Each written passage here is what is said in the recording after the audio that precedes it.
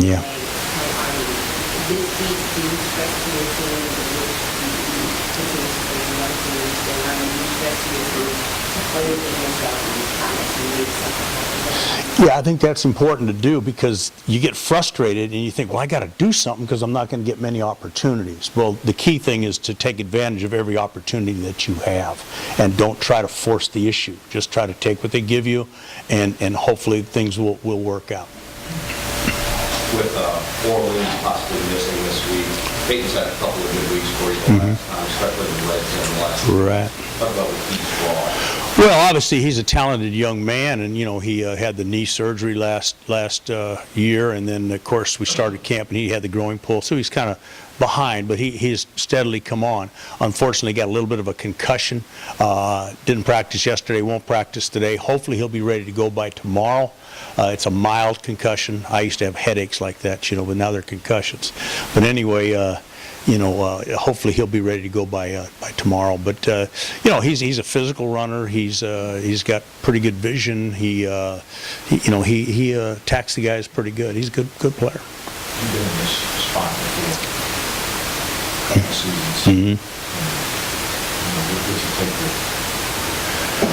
Well, I think it's maturity, Ed. I think, there's something I talked to my team about is that, we now have to be mature enough to take the next step. We've got to learn, like I talked about earlier on plays, you got to forget about the last play, whether it was good or bad, and you got to focus on the next one. We got to do the same thing with the game. We got to forget about what we did, win or lose the past game. We got to focus on the next one, and this is a difficult one. So we've got to show maturity, and a lot of people, as you see, are all patting us on the back this week and telling us how great we are and what a great win it was, and it was. Okay, but that doesn't do us any good at this point. We got to move forward. Is that like some place you can go back to in your coaching career? Like this happened, the team did not handle it? Yeah, about 2 years ago. We were 2-2. I think the last few years we've been 2-2. And then we get to this point, and they're so excited about winning 2 games, they forget that, hey, there's a lot of season left, a lot of football to be played. And we have to be mature enough, again, to put it behind us and move forward. That game 2 years ago, you said you were embarrassed, and if I remember correctly, that's when Jeremy got hurt, and there was sort of a carryover effect. Yeah. And you use that to show, hey, one game can be a pivotal game, it can get you going in one direction or the other. Yeah, and we've talked about that too. And Jeremy got hurt, and then of course Anderson got hurt too, and actually Kevin Moore hurt his thumb the week before. And we came down the field, we were on the 5-yard line and went back to pass. It fell out of his hand. The guy picked it up and went 95 yards for a touchdown. And we had a punt blocked, and we had some problems in that game. And it was an embarrassing thing, not only that because we lost the game and the way we lost the game, but it was homecoming. We were honoring the 1998 team, and they were all back, and all the alums are there. And you don't want to smell up the place like that when you have a homecoming game. Can you talk a little bit about Rutgers' defensive system, Army's defensive system, whether you talked about Rutgers last week, their versatility? Yeah. Well, I think the big thing that you have to understand is they're always going to outnumber you by one person in the box. If you got 5 blockers, they got 6 guys. If you got 6, they got 7. If you got 7, they got 8.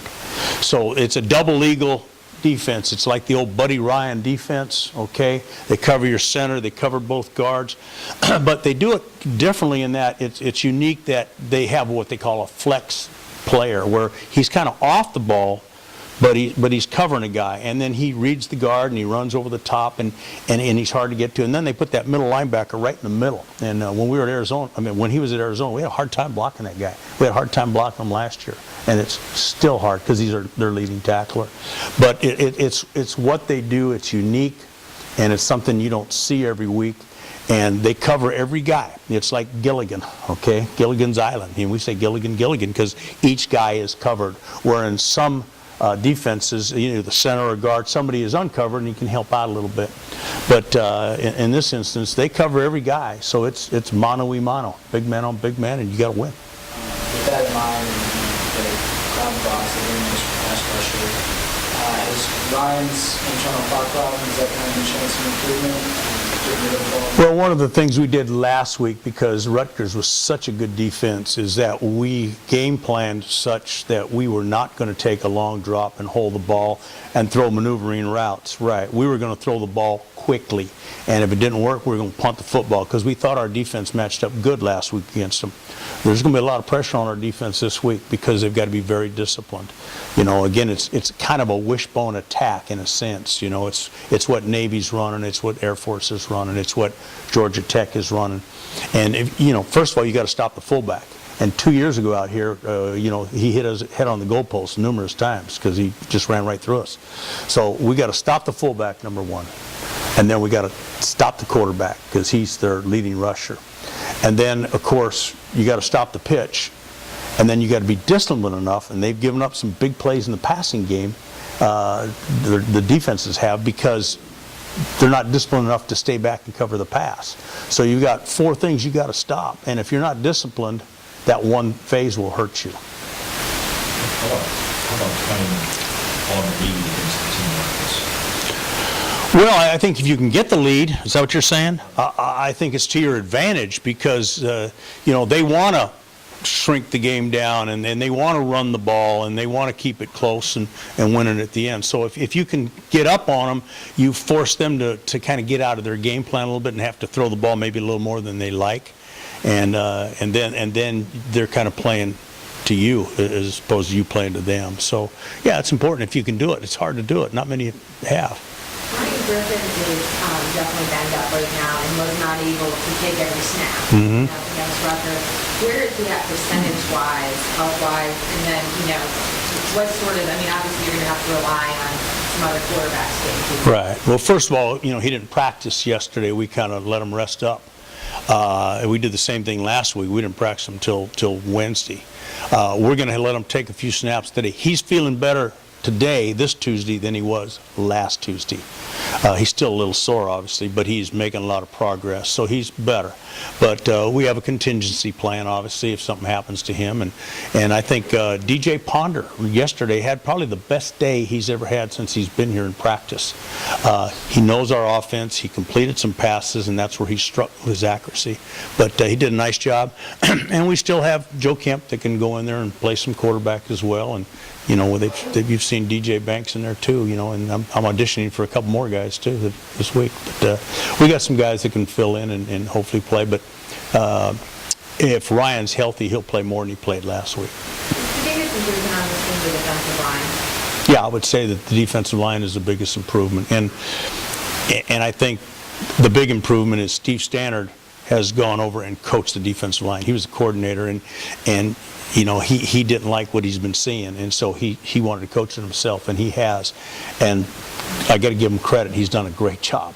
If you talk to the defensive linemen, they feel like they're really getting coached, and they're very excited about it right now. And it's been a big difference in our football team. You know, we didn't blitz very much last week. You know, we try to time our blitzes, but, you know, the front four is really doing a great job. You know, Justin Adams is the guy that you hear a lot at practice, and you finally see him on the stat charts. You know, Yeah, and I'll tell you why. Because Justin Adams in the past has had a tendency to freelance and do his own thing and would never listen. And Steve won't tolerate it. And so he's got to take the correct step. He's got to do the right thing. And if he doesn't, he's not going to play. And that's Steve. And so Steve's done a great job coordinating the defense and coaching the defensive line. And they are responding to him. They like him. He's tough, man. I'll tell you, he's tough. He's tough on them. Tough on them in practice, tough on them in games, tough on them in meetings. But they love him because they see they're getting better.